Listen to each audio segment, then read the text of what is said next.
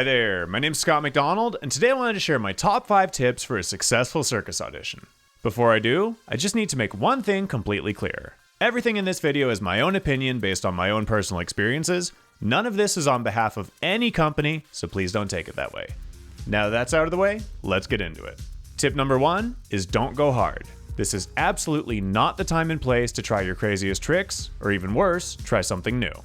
Every single thing you do at an audition should be under complete control. Believe it or not, doing simple tricks with great presentation will get you way further than doing super hard tricks that look kinda sketchy. Circus companies are looking for reliability, consistency, and safety.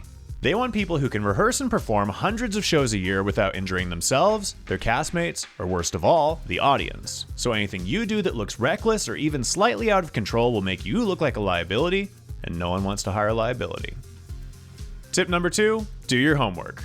Auditions are full of anxieties and uncertainties, but if you plan ahead, you can remove as many of those as possible and just focus on doing your best.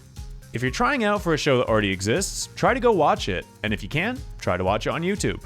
Try to find social media clips, and if you know anyone who's in the show, ask them what you should be focusing on.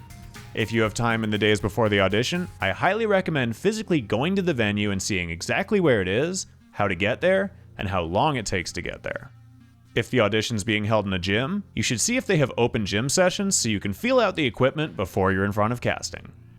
I also recommend looking out and packing everything you'll need the night before, which includes any personal circus equipment, water, snacks, and deodorant.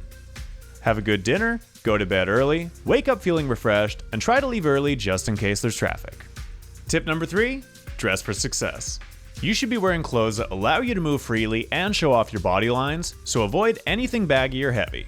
I would also recommend wearing something that stands out.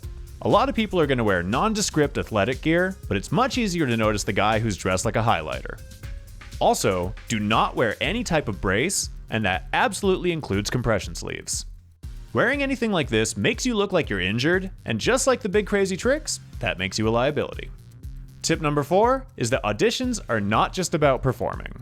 The casting team wants to see whether or not you would be fun to work with, so you are actively being watched, even when you're just hanging out. Are you a supportive team player who applauds for their competition?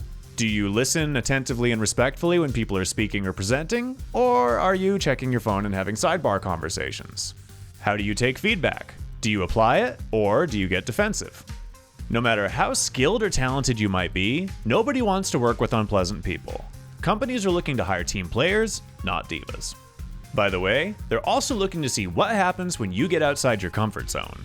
If they ask you to get on stage and pretend to be a hamster who embodies the color green, they're mostly looking to see whether or not you freeze up and get awkward, or if you're willing to roll with it and play along.